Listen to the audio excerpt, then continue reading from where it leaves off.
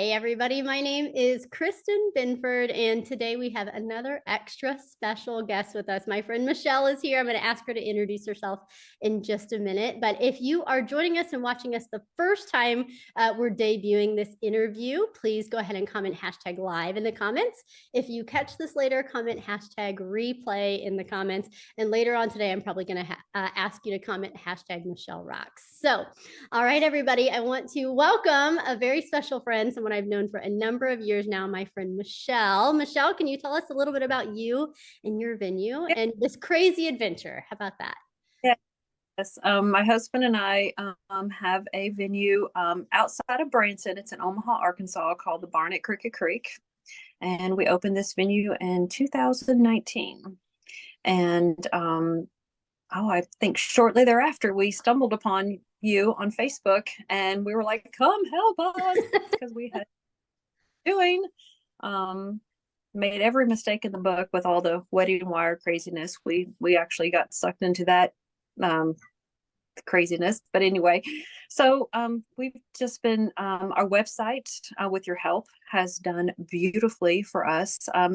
Just about, I would say, 99.9% of the couples that come to us through our website, we book them. And that has just been wonderful for us. Our last 5 tours, everyone booked. We are actually, for the first time this year, booking into next year, which that has never happened to us before. So we're super excited about that. And I feel like in our area, because we're close to Springfield, we're close to Branson, we have tons and tons of competition. So it has been very, very challenging for us to identify our ideal couple, to market our venue, which is a 75-year-old true open air barn. We don't have all the bells and whistles. We don't have heat and air. We are seasonal. We try to close in July and August because it's too hot. And, we have all of those things that create challenges, or maybe for us. So we have added a share room with the things that the brides have left. And we are very different in our area, I think, because in the last 2 years, we have created a floral room, which helps me get out my passion of floral design. And it's something that we are doing for the couples. And that is another freebie that we do, which really kind of, a lot of people say you need to charge. But we feel like with all the competition that we have, and with my love of doing the floral and just all of that, we just do it and it works, and I love it and they love it. And so that part. I love it, my friend. So everybody watching, can you already tell you're going to love this interview? So many good things that we're going to be chatting about with Michelle today. So, okay, I'm curious. So you opened the venue back in 2019. And I think so many people who watch these interviews are curious to know just the short background story. Like, how did you decide to jump into this crazy adventure? We didn't, this wasn't part of the plan. We were, we were fixing up our plan, but our barn, because my husband and I are a blended family. We have 8 children. And this year we are going to have our 30th grandchild, which in that number 30, 6 of those are great grandchildren. And we have a little bitty farmhouse. And so we were fixing up the barn. It was going to be like a family hangout area. It was going to have pool tables, big TV, a little kitchen, because our house is a teeny tiny 1,400 square foot farmhouse. And when all of our kids show up, it gets really small really quick. So we wanted a place for everybody to go hang out. And then it just kind of mushroomed into this wedding venue thing that we were like, oh, okay, well, maybe we'll go do this and see what this is all about. We knew the cast at Sight and Sound in Branson. I remember that. And yeah, we invited all the cast members to come out. We fed them hamburgers, no, barbecue. We had barbecue catered in for Branson. And so we had a dynamic group of people, young people, middle-aged, older people from the cast of Sight and Sound. And we were like, hey, what's good, bad, and ugly about our idea? What do you guys think? And at that time, we had a dirt floor. We had 2 stalls. One was still a pig stall, one was still a horse stall. And then we had this little bitty center aisle, and that's it. And we were like, would y'all come do a barbecue? Tell us what you liked about it. And then at the same time, we'll do like a mock wedding, like a style shoot, which we knew absolutely no idea what the heck we were doing. And so here we are today. We, I love it. yeah, we out a couple years ago, and I pulled out all of their sheets that they wrote us and put them up on the board, and we were like, hey guys, look where we are today. We did most of the things that they told us to do, and then we did some other things that they told us not, didn't tell us about it, other people told us to do. I So love it. I that is so fun. It reminds me like thinking back to our very first styled shoot, and I just like I have to laugh at myself because we also had no idea what we were doing 10 years ago, right? So for anybody who's had that as your first experience, you can learn from my and Michelle's. Um, we all feel that way is my point, right? Like there's some part of that when you're new to the business. I totally get it. So, okay, cool. So that was back in 2019. Didn't plan to get into the wedding industry. This kind of happened to fall in your lap. Tell me kind of right before you reached out to our team and we had that first conversation, where were you at in the business? How many weddings had you booked or hosted? Like what was life feeling like? What was feeling tricky back then? we had our pricing all wrong. We were not getting couples to book with us. We had hooked in with Wedding Wire. We were getting all these leads, but nothing was happening. And I had done the big $5,000 Wedding Wire investment like a crazy person, and nothing was happening with that. And I saw you on Facebook, and I reached out, and I was like, we've got to do something here. I mean, what are we doing? What are we doing wrong? And what we need to do. And so we dove in, and we tried to dove into our competition, which I knew a little bit about, but I didn't dive into it as deep as I should have dove into it. So we dove into that, dove into, well, who's our ideal couple, any resource that you had out there that we could have taken advantage of. We did it. I signed up for it, and then we did the graduate program, and I still go back and I look at that stuff, because social media is still a huge challenge for me. So I have to go back and I have to look at all the social media stuff that you've told us to do, I love it, my friend. So, okay, so I'm curious then. So, brand new to the wedding industry, right? And I don't remember, had you hosted any weddings before we met for the first time? You were brand new. Okay, got no. it. So a whole lot of questions about for everybody watching us at home, Michelle's market is a very saturated market. I would venture to say you're in one of the probably top 5 most saturated markets in the US from my experience. Because yeah. not a lot of regulation in your market, right? So very saturated market, not clear on who you wanted to serve, what they needed, how to communicate your value, all of those. When we had that first conversation, I was like, these are opportunities, my friend. And I was so excited to dive into that with you. Let's fast forward to today. Tell us what can, that was back then. Things were tricky. You were brand new to the wedding industry, 0 weddings booked. Tell us what 2022 looked like for you. Tell us what 2023 is looking like for you. What can we find to celebrate today? Well, 2022, I think, well, 2021, right after COVID, small, and I'm still working full time. And so we're not going to do like a boatload of weddings. I say when I get to 25, I quit. John booked, because my husband does most of the bookings. He booked 33 weddings that one year, and we had some back to back. Oh, don't ever do that again, because I'm old. I can't function on a day after that. We only do one wedding a weekend. So, so here we are. I mean, we could probably do more, but when I get to 25, I just kind of make a stop, because we still want to go to the lake. We still want to do things with our kids. We still want to have fun. So, I just stop there. So we do this year. We have 2 back to. Let me pause you for just one second too, because I think this is such an important point. And you actually reached out to me about this too, right? Everybody gets to set their own goals. And I celebrate you for knowing that's your number, right? When I started in this business, our sold out number was 19. Our second year sold out number was 33. You know what I mean? So we all have to know, like, what do we want out of life? What do we want out of our business? What do we want our business to look like? So I really celebrate you.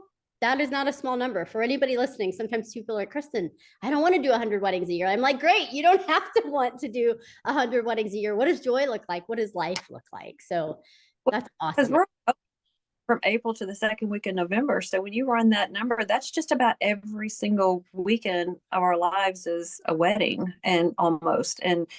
It, and then in July and August, I tell them all, if you just absolutely have to get married in July and August, you can't have your wedding until 7 o'clock, because I'm a coordinator. So I'm out here running around, helping them set up. John, we have a kid area. We have a barrel train ride. John's running the kids around on the barrel train. So we're on it. We're right in there with them. And we're tired. And then I'm hot and sweaty in July and August. I don't It know what I'm is. doing. I know.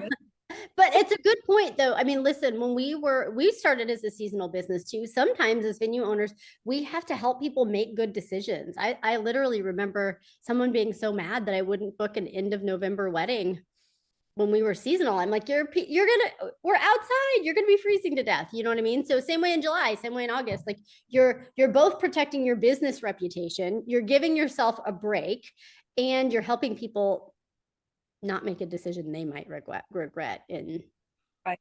middle of summer. And we're small, and we have a lot of DIY couples here. Mhm. That's mostly cater to. So then what happens is, you've got everybody in the families out here 3 or 4 hours before the wedding, getting all set up, and everybody's getting all hot and sweaty, and they're trying to, we have an air conditioner in the barn for the groom's room, but then they got the door open trying to air condition everything. And I'm like, whoa, wait a minute, we can't do that. Yeah, we can't AC the great outdoors. I agree with you. I understand the humidity of where you are. Not everybody will understand our humidity, but it's real here. Yeah. Last year we had a swamp cooler. That has been a wonderful investment for us, a swamp cooler. So Awesome. Cool. Okay. So I'm curious, having been through the Venue Accelerator, right? One of the things I heard you say is like, we made these decisions that I didn't know how to make. What does my market need? What is the price point at which makes sense? How are we going to package that up and communicate that to couples? I'm curious. So often we hear people saying like, Kristen, I followed you for years.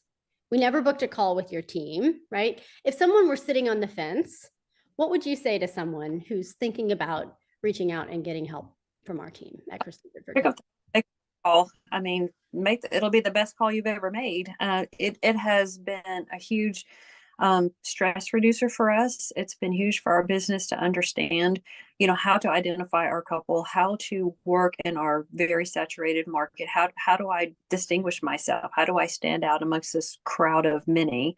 And then, because we are working mostly with a DIY bride, I don't have a wedding coordinator. I don't have tons of vendors. That creates a whole nother unique situation there, that I have to have another skill set to deal with food temp and, blah, blah, blah, all that kind of stuff. And so your program just kind of makes you think of all of these are the really good things, but now let's talk about all the really bad things. How are you going to deal if it pours down rain? How are you going to deal with that? And if somebody passes out or whatever, how are you going to deal with that?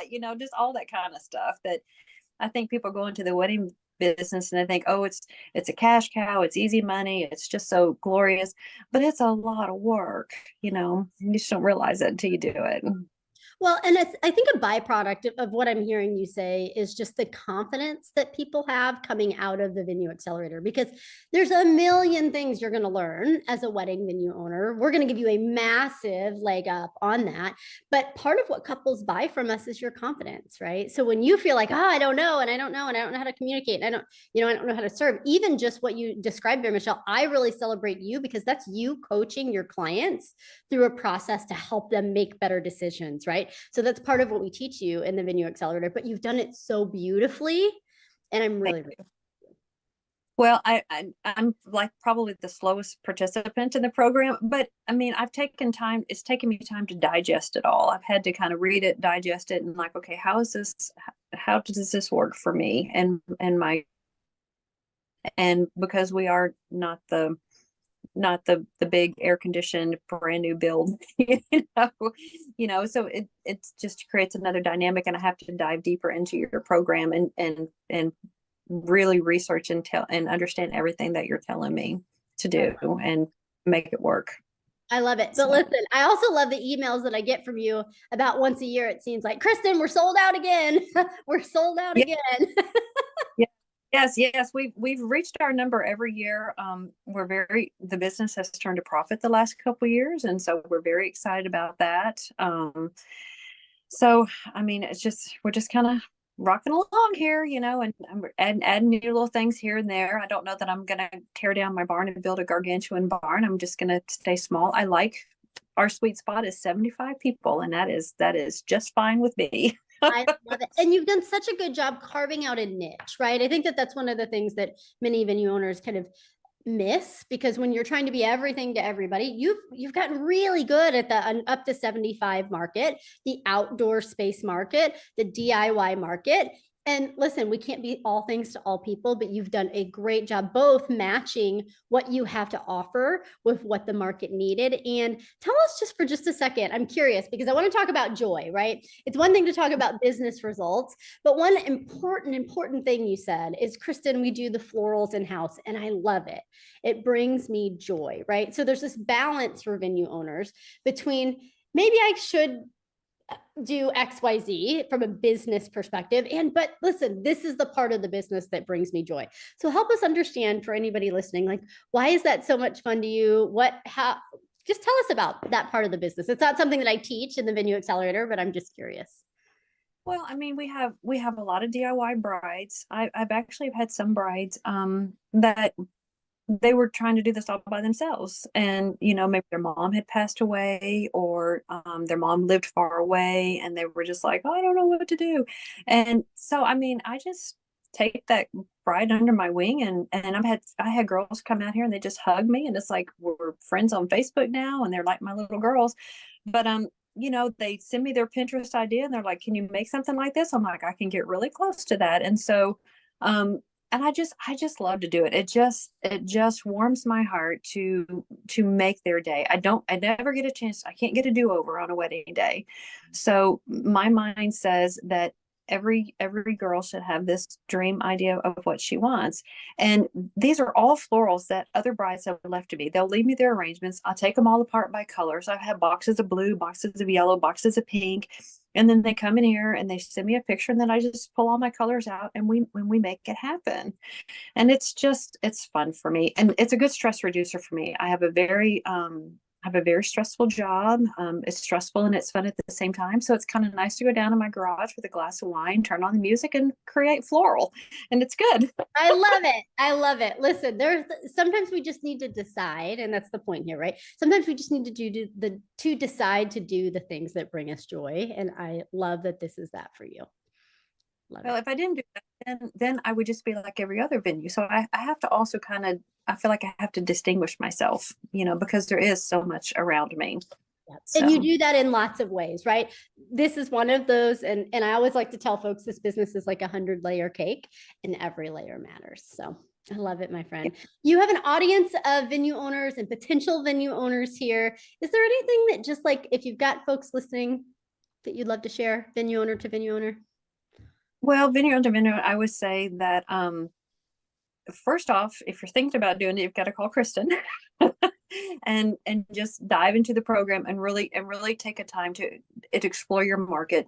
Is there really a need for what you're thinking about? Understand your competition before you make that huge investment, not only monetarily but just in your time and just in your emotions and your physical everything, because it's everything to do this. And then after you've researched all that, I just say go for it and love the ride. I love it. I love it. I love it, guys. From someone who's been in the business a number of years, right? Go for it and love the ride, right? Yep. Do your research below. If you have been on the fence, or maybe this is the first time you've ever heard of Kristen Binford coaching in the Venue Accelerator, we do open up calendar spots for folks to book a call with my team. That's at kristenbinford.com/accelerator, kristenbinford.com/accelerator. And with that, my friend, we will see you again soon. For everybody following us either on YouTube or in our online Facebook communities or on our website, thank you again for tuning in. #live if you're here now, #replay if you watch it later, and kristenbinford.com/accelerator to book a call with our team. All right, everybody. We'll see you in a future video. Thanks so much, Michelle. See you soon.